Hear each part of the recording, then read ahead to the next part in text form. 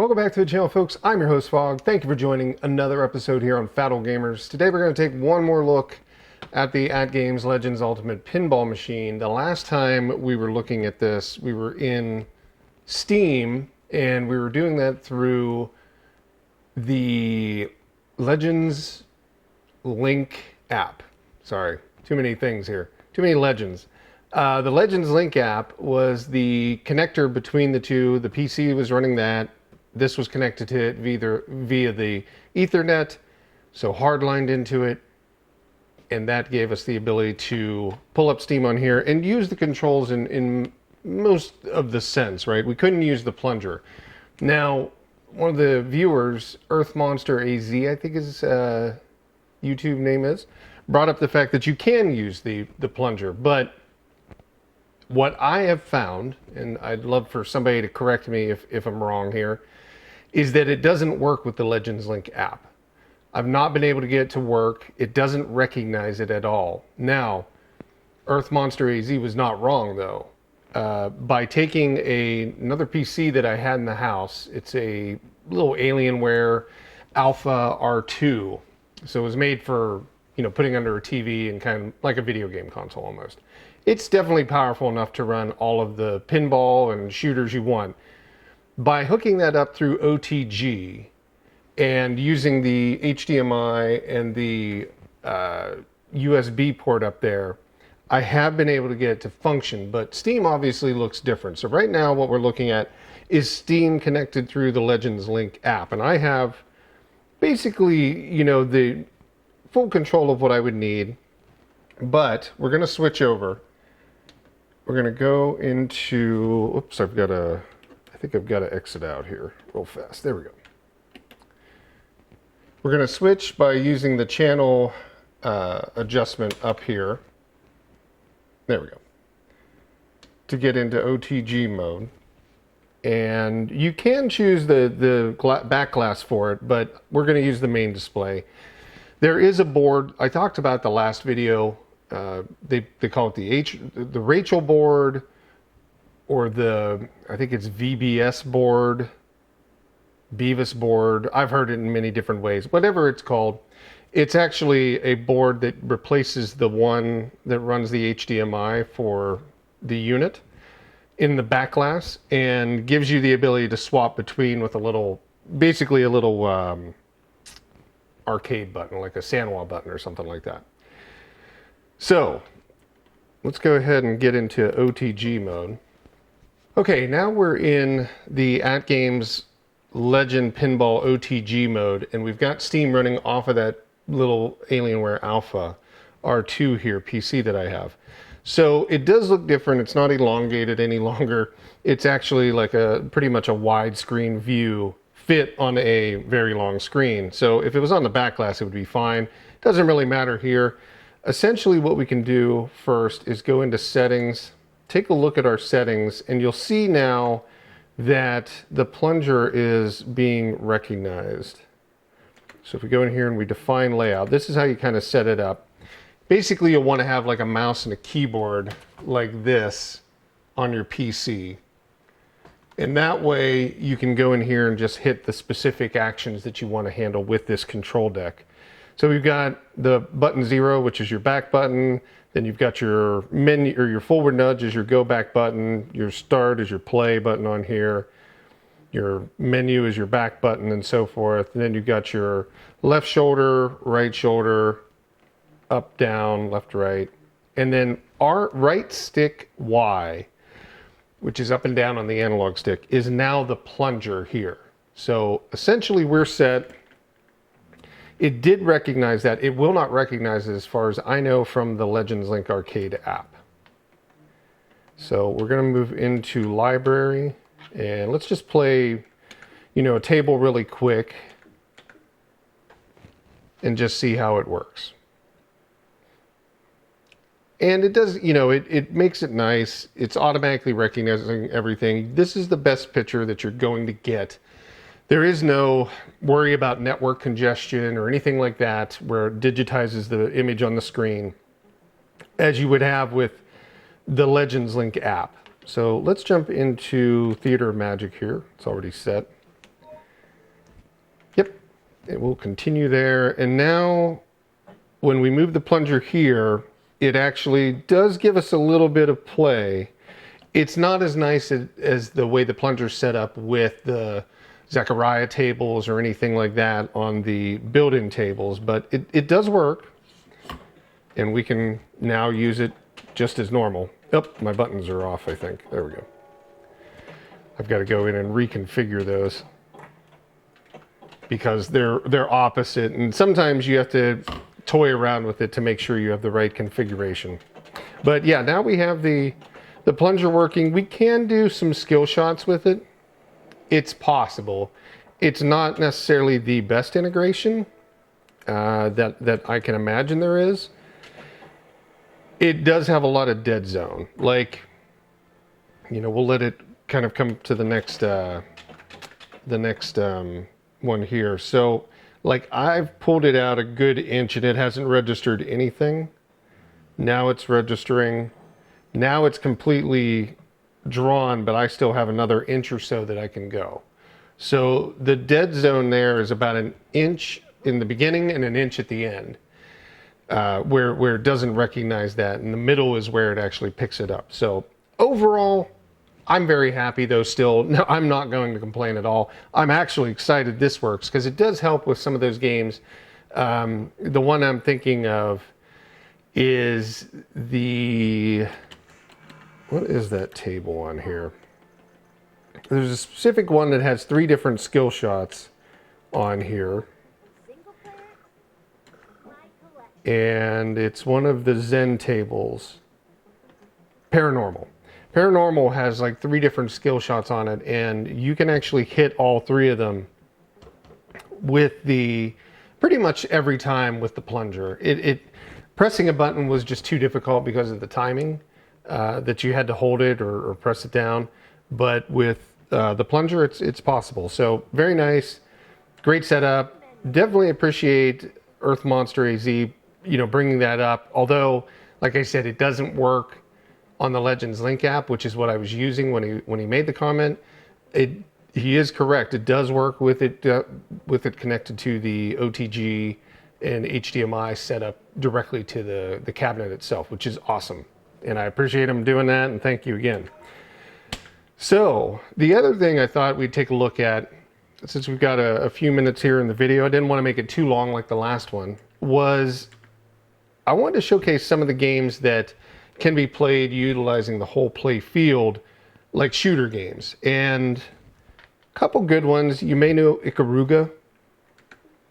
This is a great shoot 'em up, top-down shooter. I'm going to grab a controller for this because unfortunately I don't have the new play deck that they have where the controllers are here. It just replaces this piece. Hopefully they get those out to people soon. I'm looking forward. I've ordered one during the National Owners Day, but you can just use a controller, 360 or an Xbox One controller.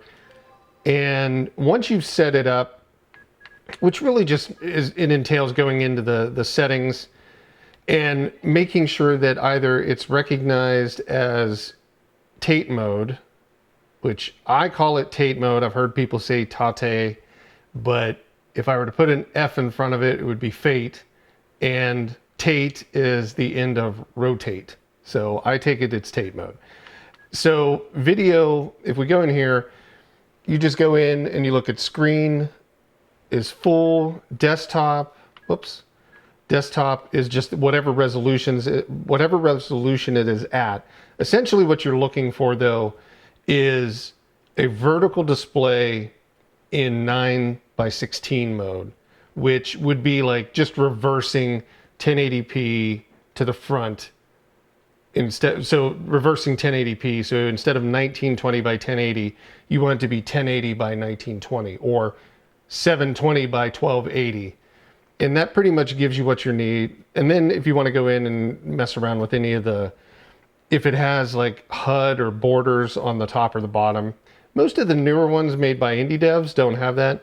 Ikaruga, because it was basically a port to the home, I believe, to many different devices, it's got that border on it.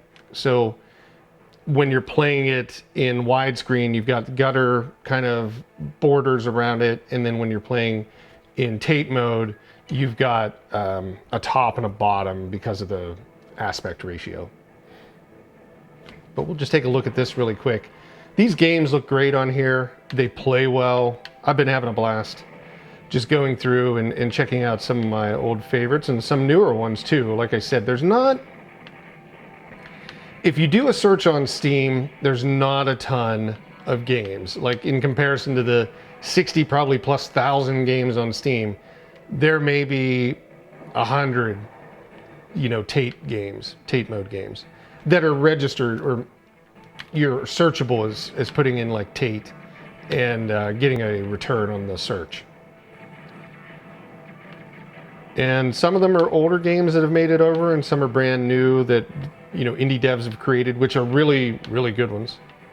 And I'll have a link to everybody's name and kind of the prices and everything below as we go through. We're not going to spend too much time on each one. Just wanted to get, like, you know, a little bit of gameplay for each game. Ikaruga here, you got a mechanic where you switch back and forth. Your light bullets hurt dark enemies faster, and your dark bullets hurt light enemies quicker. So I'm going to switch here. There we go. And there, it gets a little hectic as you're bouncing back and forth. Oh, let's get in with this. There we go. I always love these. Actually, another device that's really great for playing this way is the Switch. Switched right when he shot. The Switch itself can be put into Tate mode, and you actually have a little accessory out there. I forget what it's called. I did a video on it. You can search it in the playlist. It's under hardware reviews. I'll link it to the bottom. But the little device you slip your Switch into, and then the Joy-Cons go on the side of it, and it actually holds it in a vertical position. So you can play Ikaruga on there just like this. It works out really great. So I think we've seen enough of this. Let's go ahead and back out. We just got to the boss, so we're going to back all the way out. And I've got 3 other ones on here loaded in.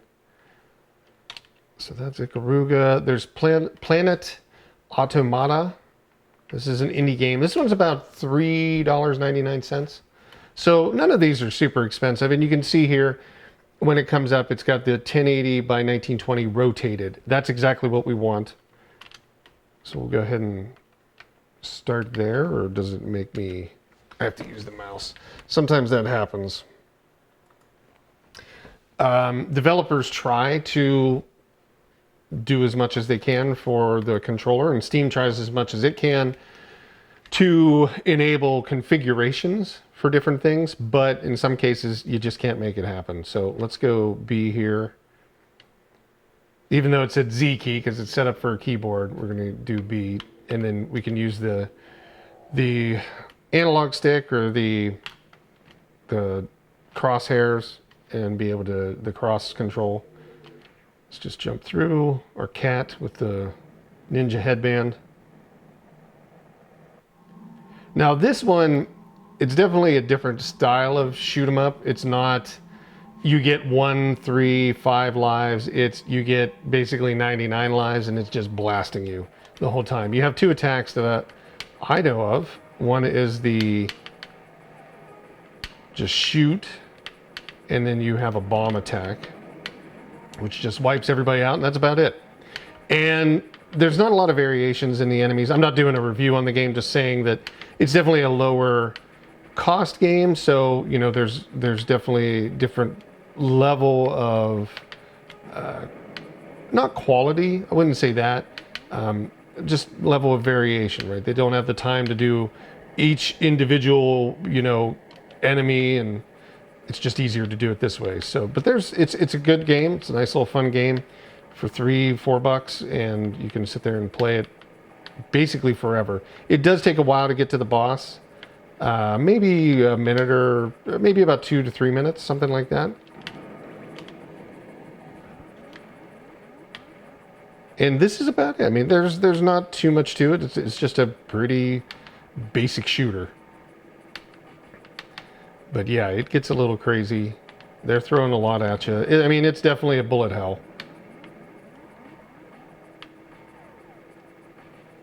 And you can take like 4 hits before you even die, so it's pretty generous, and the hitbox on the ship is fairly generous, so it's not too difficult. But that's just another one, for example. Let's let it count down here. Actually, I don't have to wait. I can just reset it from this point. There we go. Let's go ahead and exit out of this one.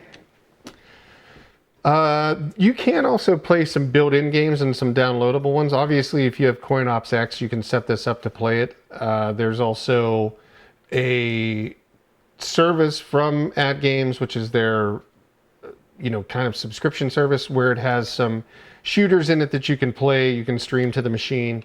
But I have so many games on Steam. I like having it connected. I'm just going to play those games on here. This is Visara Collection. This one, I think, runs around $9, $10. And this is similar to Ikaruga in a sense. It's like a $10, less than $10 game. Similar idea, has the gutters kind of on it. It's an older game. It's kind of a little weird. This table recognizes it in a way that it's looking at the desktop resolution. So this looks really good here. But when you go into the menus, it's acting like everything's compressed. So it thinks it's in horizontal mode, and it didn't have to rotate it to make it look correct. It's just a weird thing. You can see like press start is lengthwise, right? It's elongated. So it's really strange how it's viewing the table. If we go in here, you can kind of see everything's compressed, but it should work fine. We've got it on 1080 by 1920, and we'll just go in and do classic. And if we do standard mode, it should be fine, but then you see it says vertical mode left and right. I take it that's if it believes the screen is in widescreen mode, and then it's saying, hey, do you want it to be vertical? And then it's going to rotate it 90 degrees. But we can just do standard mode now because that's exactly how it sees it. So let's take a look at Visara 2. That's the one we'll choose now, since we've got our, the table's looking good. We've got a design, not the table, the screen's got the correct positioning. Although, like I said, you could go vertical left or right. It doesn't work. It's going to turn the whole screen. So just playing in standard mode with this setup, because of the PC recognizing the screen already as portrait mode, you're going to be fine. Okay, let's jump in. We got to insert a coin. Oh, there we go. And we'll just jump into difficulty stage and one more. And we'll just take a quick look because I've got one more game. We want to get to that. And this is more like a traditional port from an arcade. It's definitely from the I would guess maybe, in my opinion, the 90s, maybe early 2000s, but that would be about it. But it looks really good on here. This screen does it justice, being able to have the full play field. Looks really good. Lots of bullets. I'm taking a few hits. But overall, good experience to bring some of these arcades in and be able to play this. And this is more along the lines of the quality that you can stream from the AtGames Legends subscription service. So let's go ahead and jump out of here. We've got one more game to look at, which is probably my favorite visually of all of them. Well, Ikaruga's in there as well. But it's Zero Ranger. And this one runs around $12. That's the base price, not on sale.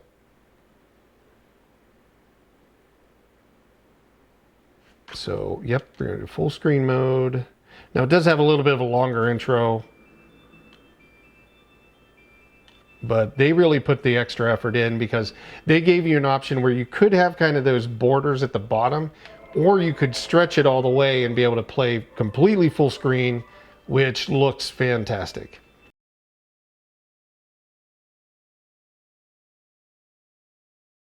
I went in and reset everything because I had one game that I was going to show called Awa, I think it was, and that one just would not recognize which way to sit properly on the screen, and I got it into some scenario where it was large. It was trying to go this way, so widthwise, but in vertical mode, and the menu options were hidden off screen, like right here, and I couldn't see it, and I had to go in and delete it. So I went in and deleted like all of these, completely wiped out the settings so that, you know, we could kind of set it up brand new, because I had them in different configurations for the AtGames Legends Ultimate Arcade.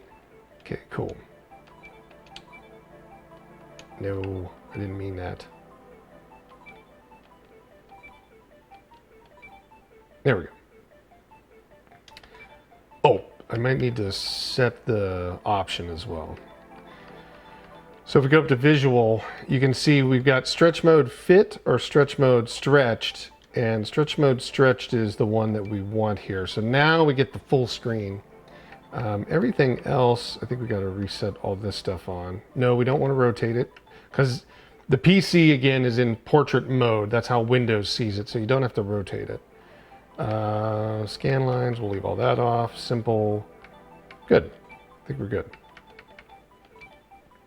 So now, yeah, this one probably looks the best in the sense of like you get the full like play field as your table, which looks amazing. And here it is a 3-button configuration. So with that control panel that they're bringing out for the pinball to be able to play with the trackball and that, it has 6 buttons, so this will be perfect for it.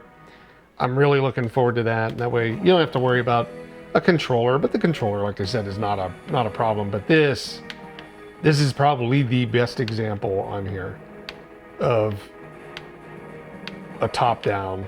Oh, already dead. Oh my god! And it, if I remember correctly,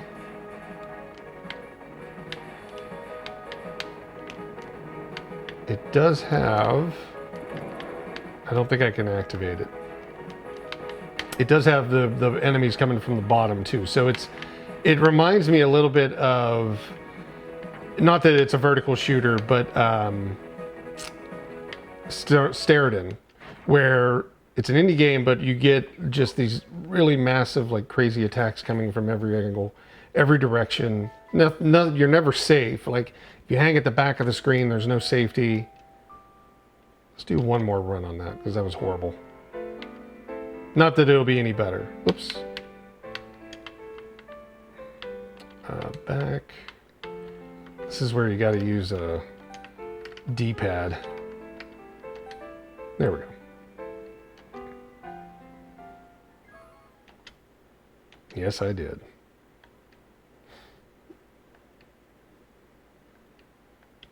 Oh my. There's just so much. Come on. I want to play. I want to play. What are you doing? It's allowing me to carry stuff forward, but it is a slow process to get in, to just jump back into the damn game. Come on, skip. There we go. I know developers have the way they want to do things. I'm not arguing with their design.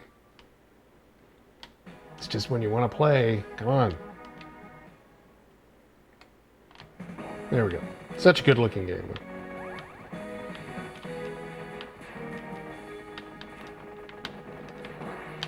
Oh. I know I can do a little bit better than this.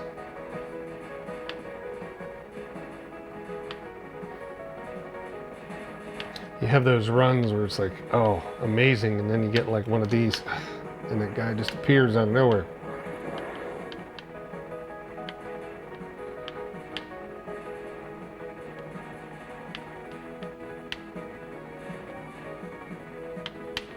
Problem is, when I start to play, I don't talk. And that's pretty boring for the video. But this is just to give everybody an idea of like what you can get out of this table beyond pinball.